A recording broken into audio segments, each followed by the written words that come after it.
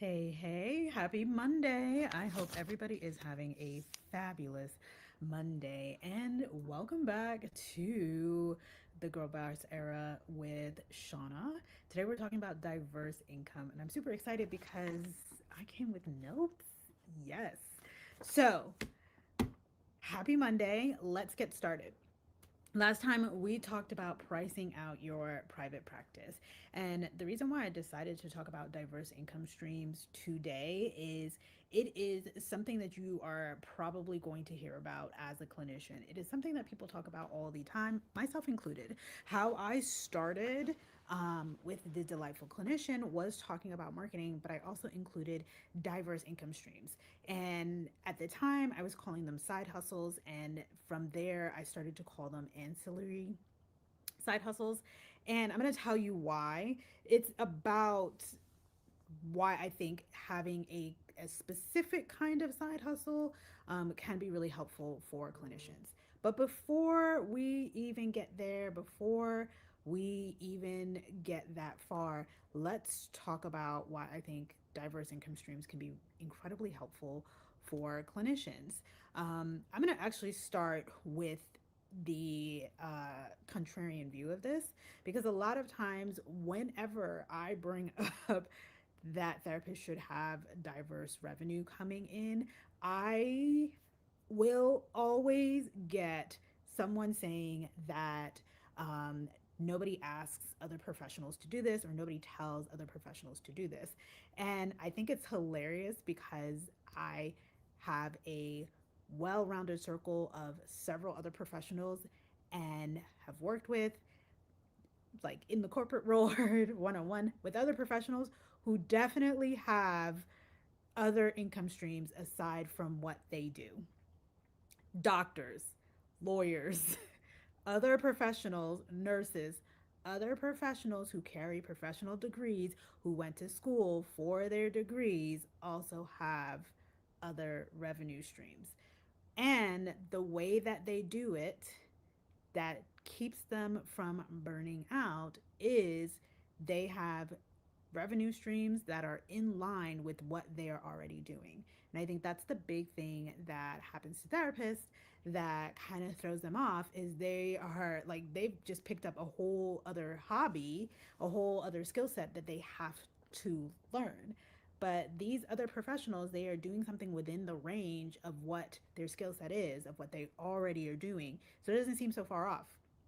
Doctors, for instance, I actually met a PA while I was on vacation, and they were in practice, and they also had another revenue stream, another thing that they were doing on the side that they were building up at the time. This was a whole entire PA. They're not associate, they are not in residency, none of that. They are licensed with a job, seeing patients and building up a side hustle. So when somebody tells you that the other professionals don't experience this and other professionals don't do this or don't do that, I need you to go back and really check and talk with other professionals. Another professional who I follow, who I absolutely love, Rachel Rogers, who wrote We Should All Be Millionaires. In her book, she quite literally talks about starting up something with already working. She's a lawyer and she did, I think her startup, her side hustle was trademarks. She was like, she had like a trademark suite or something like that. But she definitely is a licensed lawyer, attorney, working with a side hustle. She was as she was building up her millions. So it is not foreign to other professionals to be building up diverse revenue.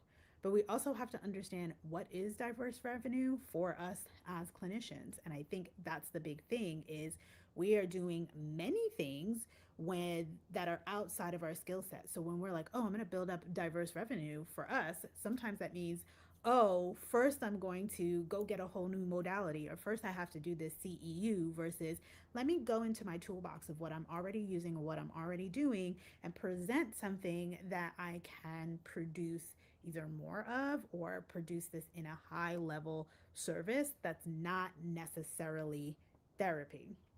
Because the other thing is when you see people with their diverse revenue, Like the other professionals that I mentioned, it is outside of the realm of the work that they are doing for their corporation, for their private practice, those kinds of things. So they're not like, I'm taking more um, law clients on the side, or I'm taking more patients on the side. They are doing something that's within the realm, within the scope of what they are, but it's not necessarily, patient work, right? So they can be categorized as something else. A lot of therapists talk about coaching, right? You can be a coach. It is just that you are held to the parameters of your license. So you can't be providing therapy and calling it coaching. It still has to be two different things. You can have a signature, but it has to be different.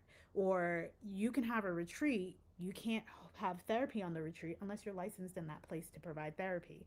But again, why are we providing therapy? Why not provide something that you can either mass produce or something that you can do at a high level that isn't necessarily therapy services, especially if that's what's burning you out or if that's what you're worried about. You want something that's going to be slightly different.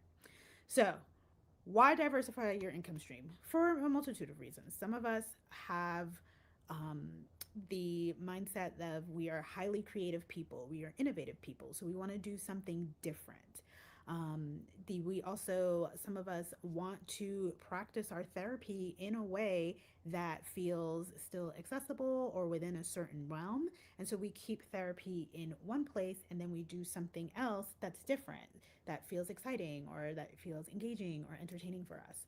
So for us as clinicians, we diversify for many reasons. Diversifying your income or having different income streams also keeps your income coming in depending on what's going on. So if you have a slow season and you don't have a lot of clients, let's say we've reached the summer and we're in a summer slump, or we get to the beginning of the new year and everybody's insurance is switching over, so you lose some clients and new clients are slow to come in. We know that we're going to have these seasons where it ebbs and flows. If all of your income is dedicated or coming from one place only, if all of your income is coming from therapy, how are you going to move through a summer slump? You're either going to have to provide more therapy, figure out how to get way more clients to move through that season, or if you had something else that was flowing through that you could potentially depend on or potentially look to, you're not going to worry as much when the natural ebbs and flows of your caseload comes. So, diversifying isn't necessarily about loading yourself up with more money, although that could be helpful. It's also about cushioning the blow of the seasons of your practice as a therapist. So you're diversifying to also keep your business moving and running. And I think the big thing to think about is you should only diversify once you have something that's stable. So once you've established your practice, you have a caseload, you have a way of getting clients coming in, and you've exhausted that and you've used that and you understand your business and how that works, then we can say, let's add in something else.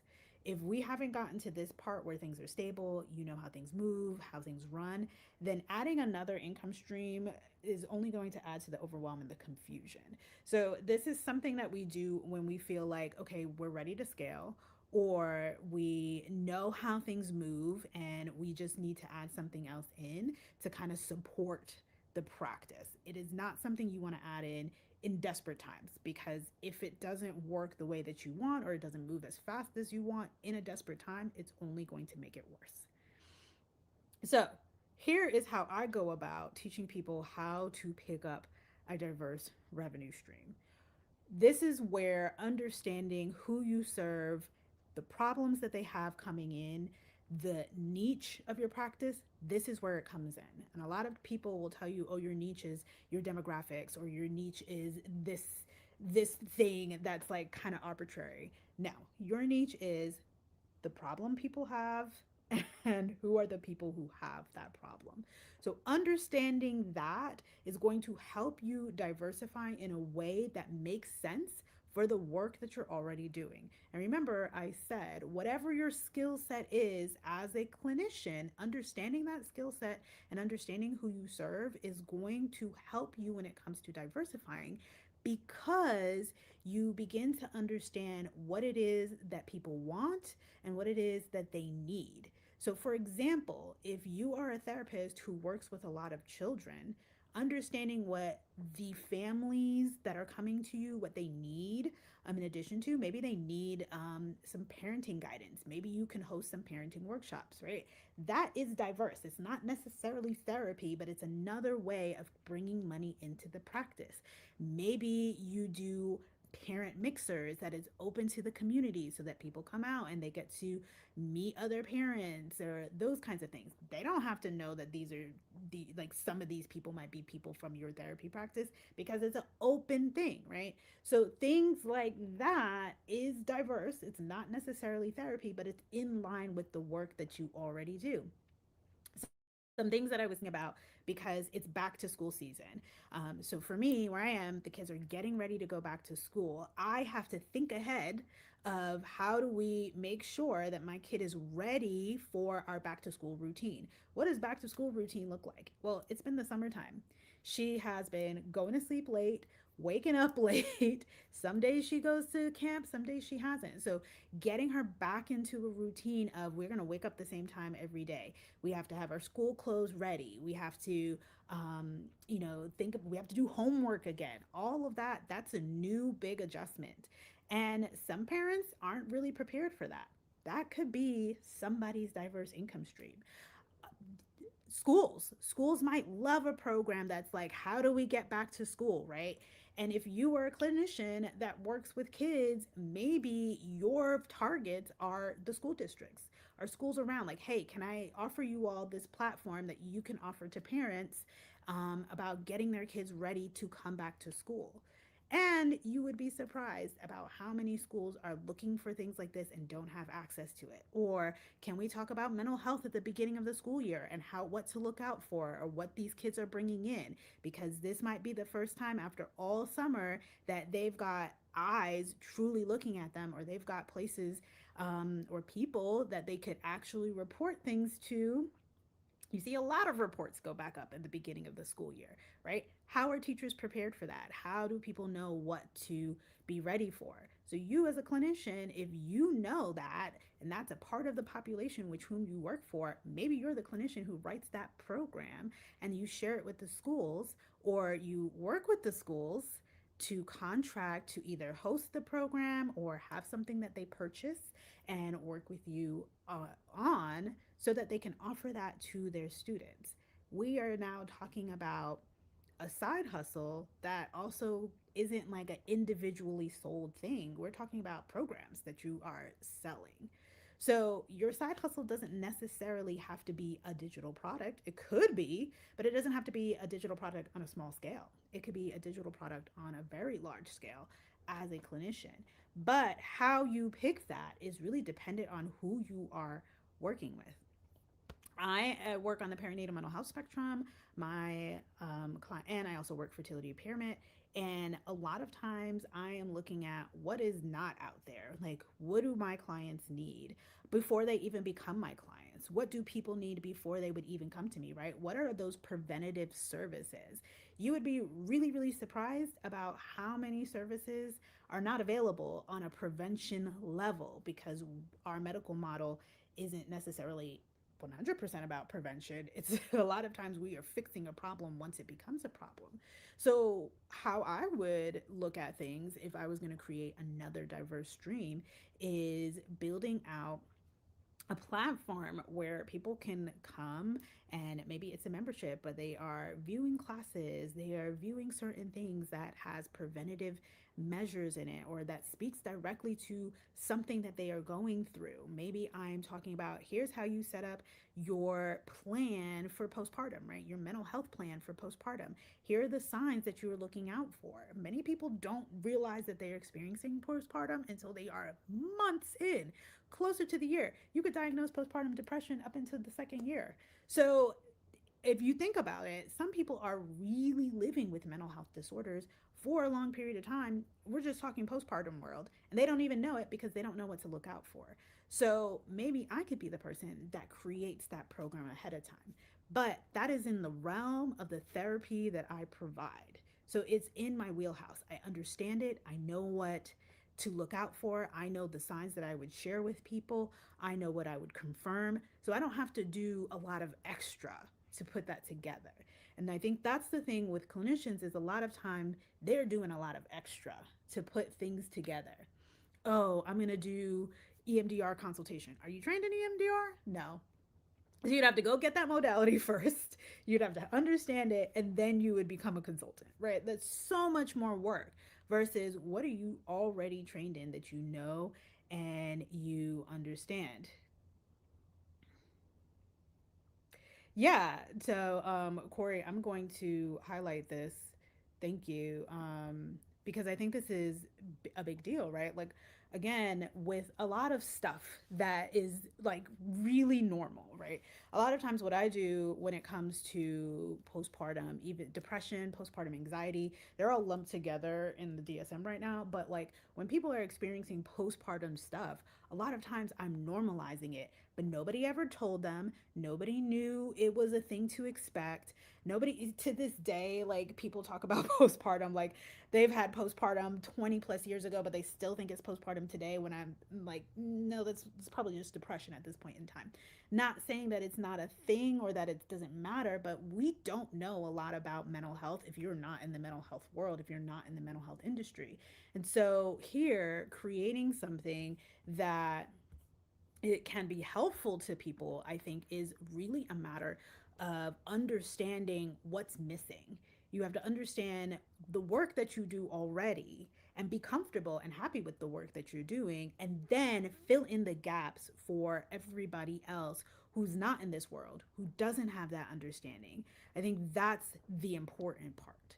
So, now that we understand why we're doing this, we've picked out what we're going to do. How do you prevent the burnout?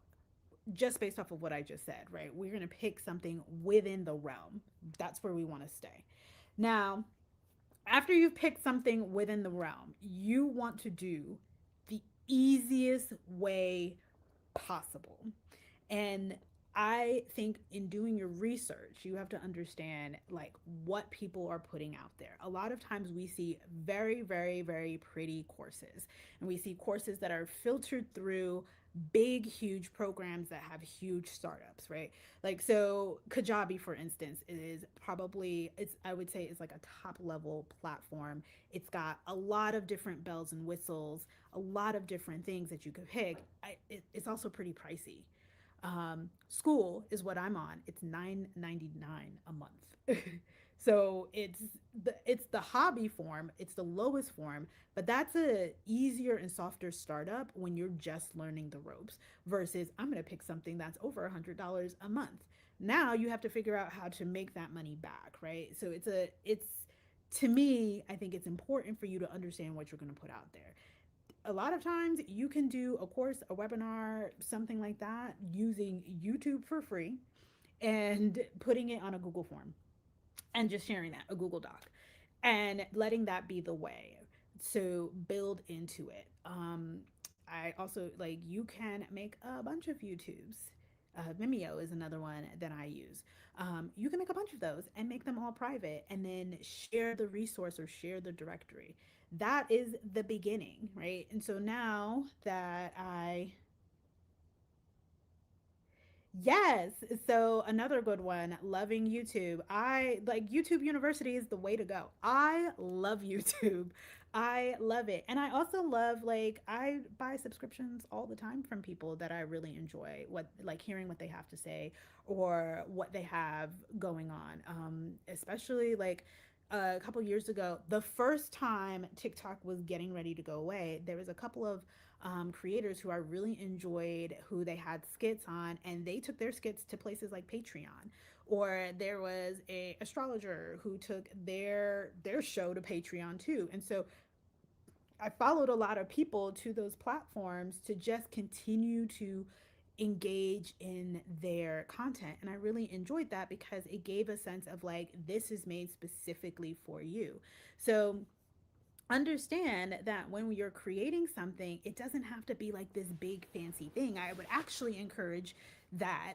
I would actually encourage against that because you don't want to get flooded with, oh, now I have all of these costs out and how am I going to make up for it, right? That starts you in a desperate place. You want to start it simple and easy and say, let me just send you the worksheet. It has all of the links that you need on it. And then as you build that and as you get comfortable with marketing and talking about that, then you can get all of those other stuff that you could put in all of that other stuff. Um, One of my favorite creators that I'm working with or that I coached with a while ago, I like when I started to look at the things that they had to offer, I was like, this is a single page. There was another therapist who their website was really just a Canva website and it was like one continuous page. So don't be afraid to do those things as you are building out. Start small and then work your way up as you diversify your therapy streams. I think that is really important. As I'm saying this, I've already said that other professionals do this. And so what I've seen from other professionals is the same, right? It is super simple, bare minimum to begin with. I've seen other professionals like they're starting up clinics, which is very different. That's again in their wheelhouse. And so there's ways that they've gone about that. But even like, oh, I'm partnering with someone to do this particular thing, or this was like a collaboration or this is a co-op that we all did together. It doesn't necessarily have to be on all on you. If you can find like-minded professionals who want to do something similar. A couple years ago, one of the ways that I got started was sharing in a bundle. It was a bundle of a bunch of therapists that made the therapy bundle, right? It was like a bunch of therapists, and we all had a resource that we entered into there. And that was one of the ways that I was able to get my resource on a high level. So it doesn't necessarily have to be one thing that you create. Like you could collaborate with other clinicians and create diverse income from that as well. So here's the big thing. We are at number 5. I'm super excited. I love making these little lists. So here's the thing for therapists. Here's the reason the Thera Bundle was really cool. There was a couple iterations of it, and I really enjoyed the Thera Bundle. It was one of my favorite pieces of things that I did. One of my favorite affiliate things that I've done over the past couple years. Um, Here's why therapists are unsuccessful. And here's how you're going to be successful. A big reason why therapists are unsuccessful is that we're not used to running our businesses like how everybody else is running their business. And there's a reason for this. One, we have a regulated business, right? It's a little bit different when you have a license to account for, there's a code of ethics to account for, and that any disruption to those things or any like um, doing those things egregiously or not paying attention to those could get us into a lot of trouble or result in the loss of your license. So I understand that we are hyper mindful when it comes to building out our businesses. But the thing for clinicians that I think is really, really important is recognizing that our code does not say that we can't do it. It just says that you have to be mindful in how you are marketing. But we are not marketing at all. And the other thing is that clinicians are very used to marketing being done for us to the point where we just kind of put our names on directories and we walk away. We set it and forget it. And in the business realm, where you see coaches with high level programs and those kinds of stuff, those people are actively marketing. They are actively selling. They have selling activities. And if they're not doing it, somebody else is doing it for them. But they are actively doing something that says, hey, take a look at this business, or hey, I have this offer for you. And so a lot of clinicians are not doing that. And I've said this before, I'm going to say it again. If you can account for all of your marketing, you're probably not marketing enough. If you can be like, if you can count on one hand where you've posted your your stuff for your workshop or your course or your class, or you only put it on your website, but your website doesn't get traffic or views, then you have not marketed enough. For example, the person, one of I've got a lot of favorites. So one of my favorite witchy slash manifestation people that I love to follow, they recently posted how they got 100,000 sales in their stand store, and they were able to achieve that in 6 months. So I went back. We are. I'm gonna. I went back and I asked them specifically, like, how often did you talk about your minimal viable product, your product that was a low ticket offer? How many times have you talked about this particular thing? And I already knew the answer because I follow them. And they were like, just about every day. Just about every day, they posted, you should buy this thing. Not they posted every day. They literally said, you need to get this particular thing almost every day. And they did post every day. They did post daily, but they were posting multiple times a day as well. But at least one of those posts out of all of the things that they were posting said, you need to get this particular product. Corey says here, I feel like a lot of clinicians are used to working for someone else, like a shelter, the VA, etc. Those jobs don't ask for marketing, they just want you to do your part. A lot of us do work. Like, I started off in community mental health, and no, they didn't ask me for marketing. They had a website. They may have had a social media, I'm not even sure. But a lot of those places have a natural flow of clients as well. So when you work for a place that has a natural flow for a client, like the VA, they should be no short of clients for a clinician to use, right? A community mental health practice, they're always gonna get referrals. They had wait lists. A couple years ago, I needed to get my child tested. I mean, to start her in therapy, and this was May, and the place that my our doctor referred us to for months. This was May, and their first appointment was in November. That's what they were offering me from May. They were offering me an appointment in November. And I thought to myself, this is a therapy practice. This is a local therapy practice. You can't even offer me something close to the beginning of school, one. But two, what if this child was in crisis? Like, you want to put me on a wait list for November. That is nuts. So yeah, those practices, and this was the practice that was referred to by my provider. And so I'm not even going to get into how I think that's very unfair. Like, if you have a wait list that long, please reach out to local providers and be like, are you in crisis? Like, what do you need right now? Right? Like, can we put you with somebody else?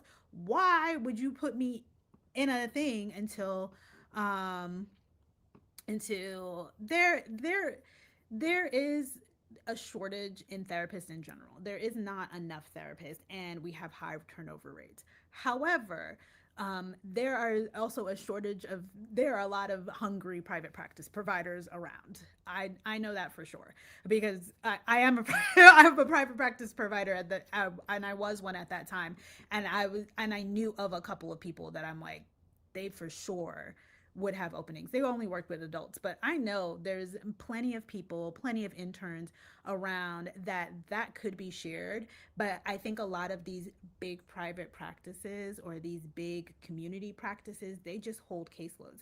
I worked in community mental health for a while, and there was times where caseloads, the wait lists were like 6 months out, and they weren't getting referred. um, they were not. They were not getting referred. They were. We have a case. We have a wait list. We'll call you back. And what also was like in the summertime, it was pretty dry too for kid therapists because the kids were out and doing whatever. So like they also go through natural ebbs and flows. But when that caseload was long, it was long. Um, so I just think that part, like it's an interesting thing when you work for someone else, like you're not going to be short of clients. When you work for yourself, you may be short of clients. You have to think about how do we go ahead and get clients. And if you have been working for someone else and you're not used to getting out and speaking to people and getting to your own clients in, then you have to create a system for that. So when we talk about how we do this, there's three things that I want you to think about when it comes to creating a system of getting people into the work that you do, whether it's your private practice or your diverse income stream. There is a system. Now there's many things that's out there. We're going to only focus on these three things. I think these are the top three things for you to be focusing on. So the first one is prospects. The second one is marketing. And the third one is sales. Prospects, marketing, sales. And like they can come at different times. And some of them are going to be running simultaneously. So prospects are potential people who can come within your realm, whether it's a prospective client or a prospective consumer. So it's people who are like looking at your website or people who have liked your Instagram. If you are selling therapy services or you are offering therapy services, then you have to be a little bit more mindful of that, right? I am not going to be like, hey, you interested in therapy on Instagram just because to me, that feels a little too close to home. I don't like to interact with people on my therapy based Instagram like that, anyways. I might respond, but I certainly have a social media policy and I explain what to expect from my Instagram. But if it's like I have this program or I have like a membership that has all these videos or these classes or these courses on them and someone likes my content, I might be like, hey, check this out if you want more. Or, hey, drop a link or drop this specific word if you want more, right? That's called DM automations. So there is a way of going about continuing that conversation.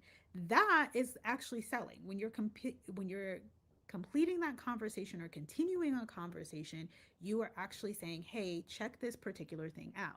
Now, I have had cases where on my I have a Threads account, and that's where I've seen a lot of people coming in. So on my Threads account, I've said, "Hey, I'm a therapist. This is where I'm located. This is who I treat." And I currently have openings, and I'll get people commenting on that all the time. People will be like, "Oh, do you offer this insurance? I want to sign up. I want to book. Blah blah blah blah blah." So I might say yes or no, yay or nay. Yes, I serve this insurance. No, I don't. Or I might say, you can go here for a booking, but that might be as far as I talk about that particular thing publicly. And I can always include, DM me if you have particular questions or just sign up for a consultation, right? Like, I would be much more comfortable if you signed up for a consultation.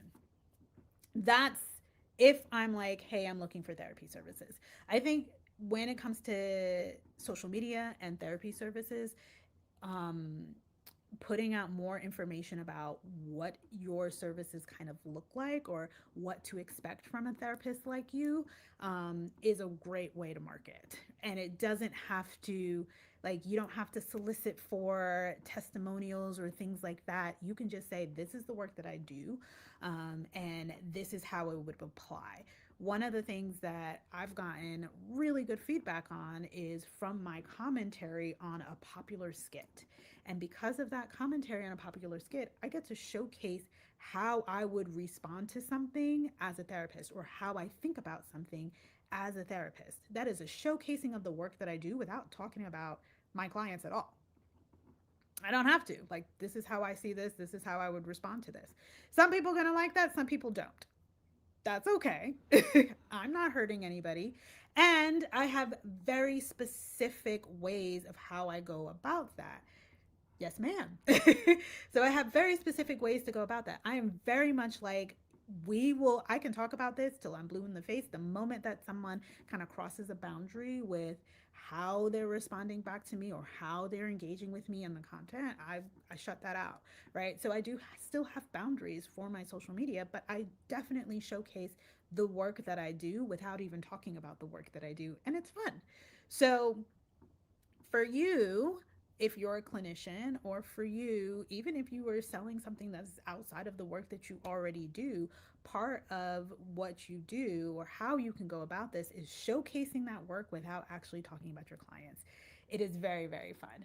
Um, and like I said, like if you had something else to offer, I'm pretty sure I've had a couple of videos that I'm like, hey, I'm a therapist.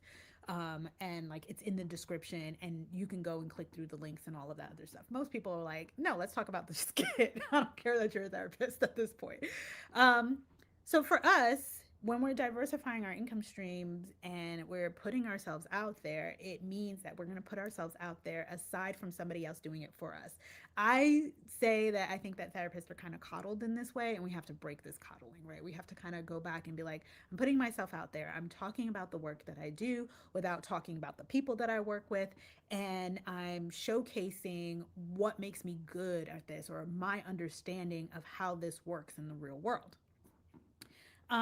The other things that is important is the selling aspect of so um Oh, thank you, Corey. I really appreciate that. Yeah, because it's hey, classes, I say, like, especially when you have a test to take. I don't know if you're going to be a LCSW, MFT, OPC, or any of those, which one of those things. Um, but like a lot of times, what they say in school is like the school part is just like you're learning the book part, right? So you're getting the education part, and then there's all of these real world applications. I've been practicing for a while now. Like I've been practicing for over a decade at this point in time. So like I've come through understanding like this is what the book says. A big one, for example, when congratulations, that'd be awesome. A big one when I was in school. um, I was fairly young at the time. I was not married. I did not have a child at that point in time. I didn't have major life experiences, but I wanted to work with children. And a question that came up all the time was, "Do you have kids?" And my professors, multiple professors, um, were kept saying things like, well, ask them what, ask them why they would ask you that. And I've come to learn over the years that people ask you that question because they're in a vulnerable situation. They're coming to you with their child who needs assistance, who needs help. So they're trying to figure out, are you judging them? Do you understand? Have you been here before? Like they are looking for comfort in a really sticky situation. And so I don't mind when people ask me that question anymore. I don't get offended by it because it's like, well, duh. Like, of course you're going to ask that question. I, too, as a parent, don't want to work with anybody really who's not a parent in that kind of situation because it's a level of understanding. I'm not saying that it cannot be done. I am saying that for me and the work that I do and my level of understanding, I want somebody else who gets it, who's been on that level. I feel comforted by that.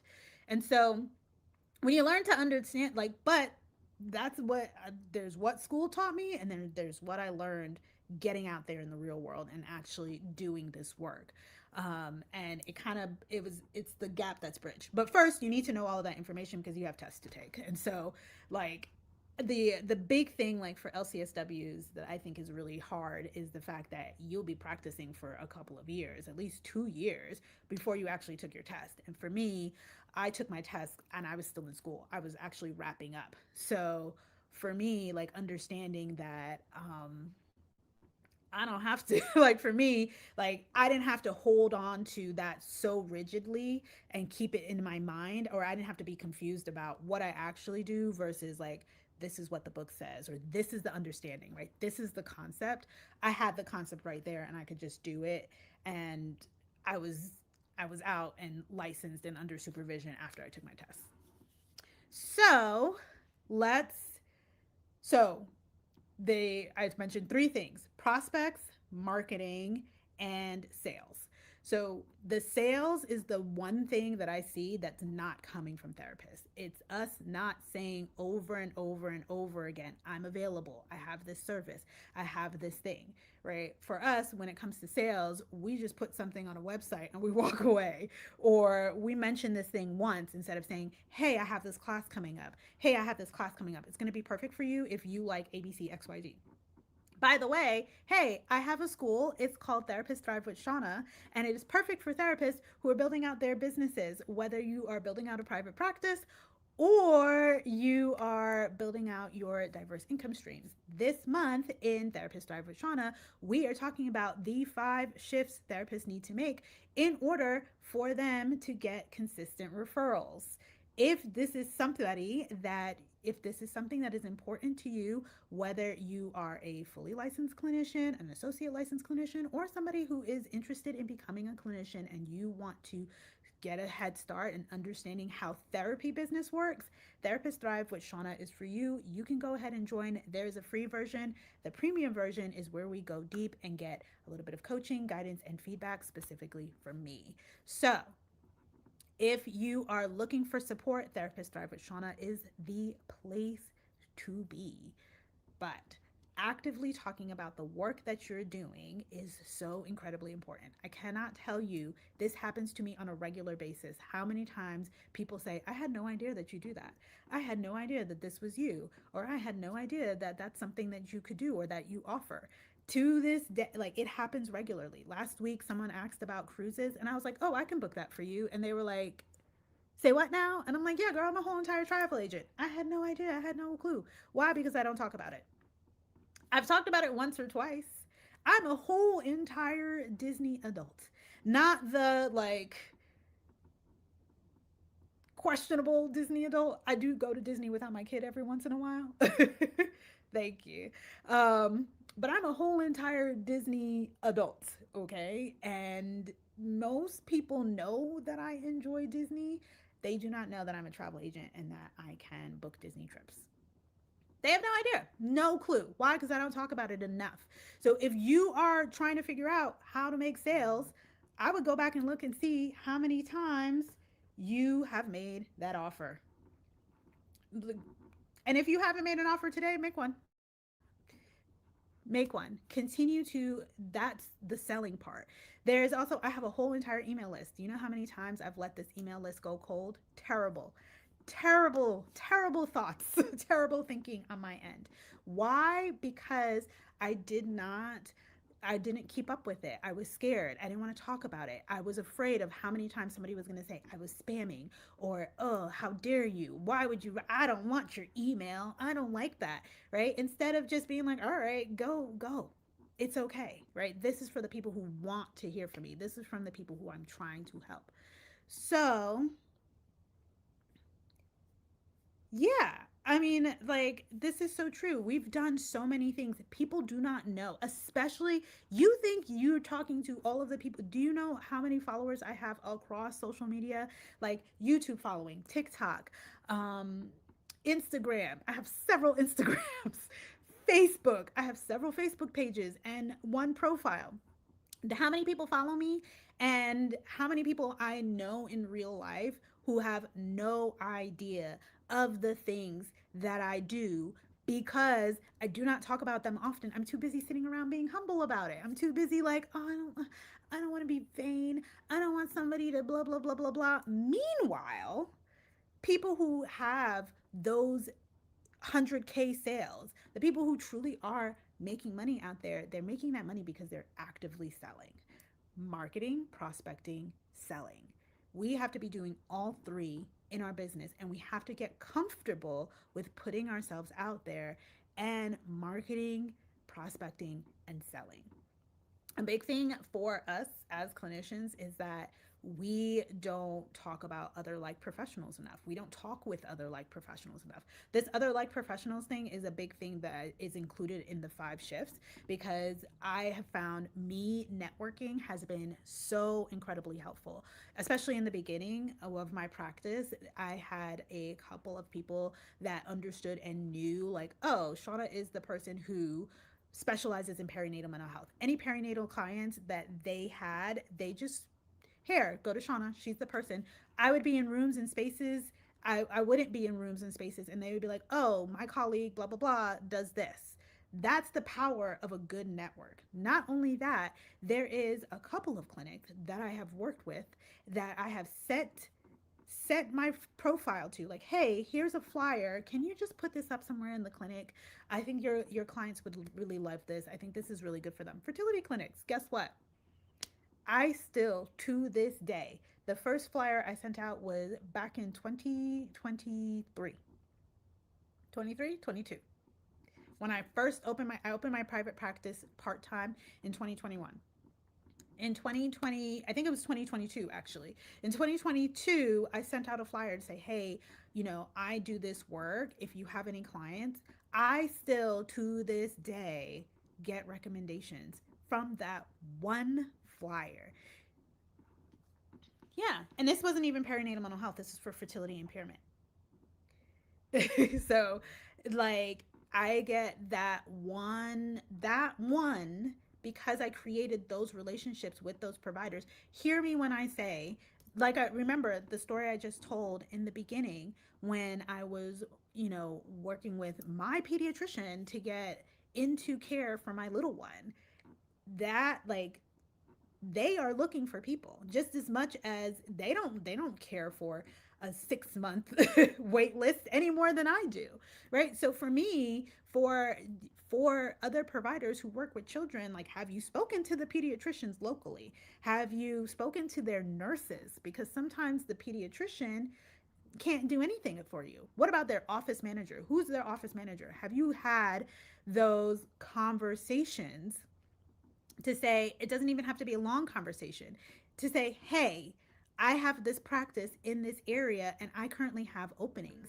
If you feel comfortable, here's my flyer, or here's my cards, or I have this note card that has parenting information on the back. It's free with a little QR code because everybody can do QR codes, right? Nobody has time for a 6 month wait. But if you have openings right now, whew, that is a relief. And, we can do it with the local providers. Like, my first couple of providers that I worked with, I was already in those clinics as a patient. Hey, I'm a provider. Here, can you just put this, like, can I offer this service for other clients? This is something I understand deeply. That's something, if you don't have those connections yet, that's okay. Who are their nurses? Who's the practice manager? Can I come in? Can I bring you all lunch? Can I share this with you? Um, do you want a basket? Something to kind of get your foot in that door. And yes, you will get no's, but you have to love a yes more than you hate a no. You have to yearn for those yeses because you're going to get a lot of no's. And some people are not very nice about no's. That is where that spammy feeling comes from. That is where that rejection comes from. But there's somebody out there who are willing to say a resounding yes. I've gotten a lot of resounding yeses after I've gotten a ton of no's. So for you, as a clinician, the most important thing is understanding, especially if you're going to run a business. If you're going to work for somebody else, then you don't have to learn this right away. But if your dream is to have a private practice, if your plan is to work independently, understand that you working independently is running a business and you have to understand how to run that business. Either that or you hire somebody else to do it. Those are your options. You do it yourself and you learn the business, or you hire somebody else to run that business for you. But you need to understand those three things. You have to know how to get prospects, build your leads. Prospecting is leads. Marketing so that you're building your leads. And then you also know how to how to converse those people, sorry, you have to know how to convert those people from leads and prospects into actual sales. That is that's that. So if you're going to create a diverse income stream, it doesn't just stop at creation. You have to get your leads, you have to market, and you have to convert. So I've done a lot of talking. It's been 50 minutes. I cannot believe it. But um, I think this can really work for you all. Like I said, right now in my practice, I get more referrals on social media than I do from my directory listings. My directory listings have been dry all summer. Um, but my social media, every time I post there, I get, last time I got 8. The time before that was 5. The time before that was 2. So it's just like a regular thing now to get referrals from social media. I've actually got a couple of people said that they found me on Google, which was exciting. And in between that, I'm still building up my regular referral partners. So I still get referrals from those flyers that I've put out there.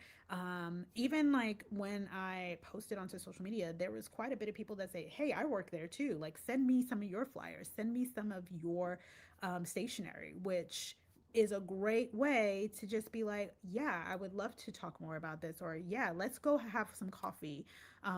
Especially for those independent practitioners, right? Like, do you have time for a quick meeting? I can share more about my practice. I can talk more about this service and ultimately get a place for you. So, as a clinician, yes, you can have diverse income streams.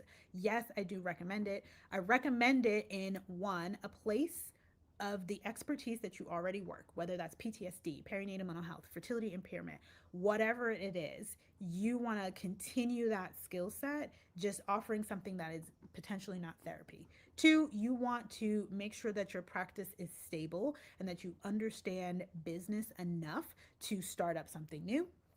Then three, you have to understand that you're going to get leads, you're going to market it, and that you have to make sales. In order to make this work, you have to find a way to convert and make sales.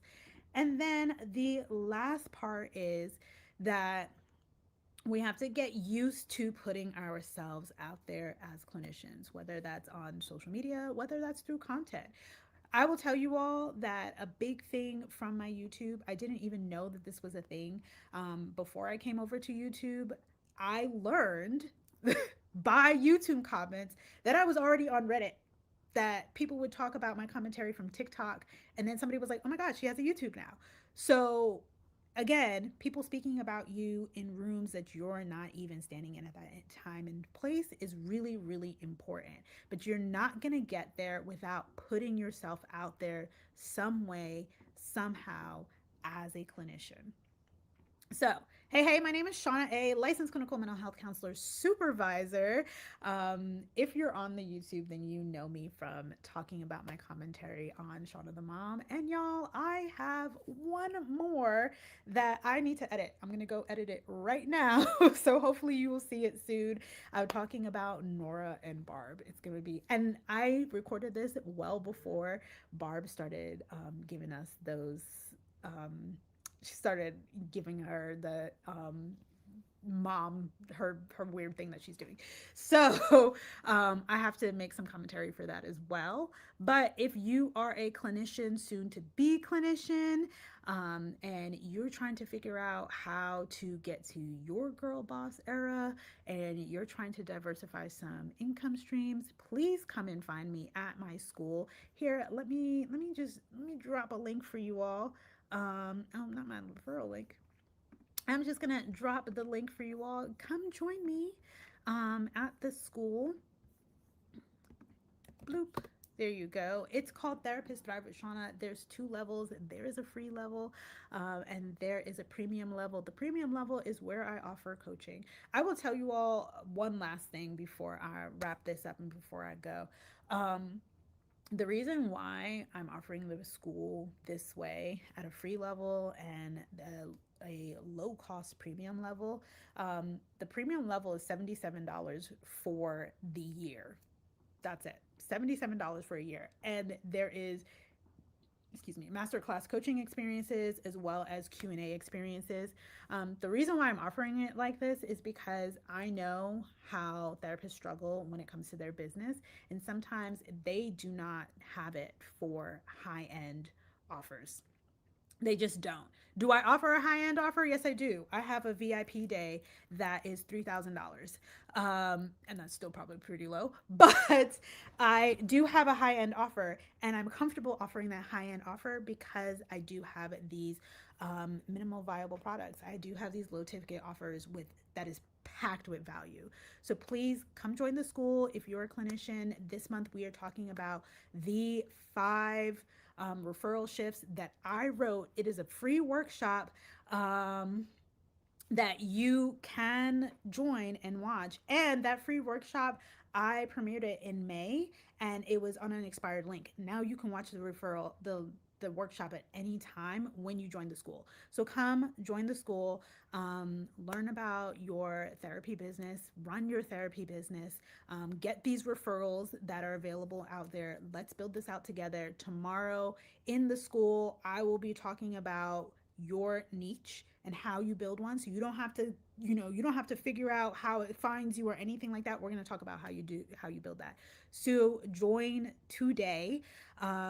If you join at that premium level, we're gonna rock some stuff out later on this week. We're gonna go through the Q&A and a co-working session so that you can build some stuff out. And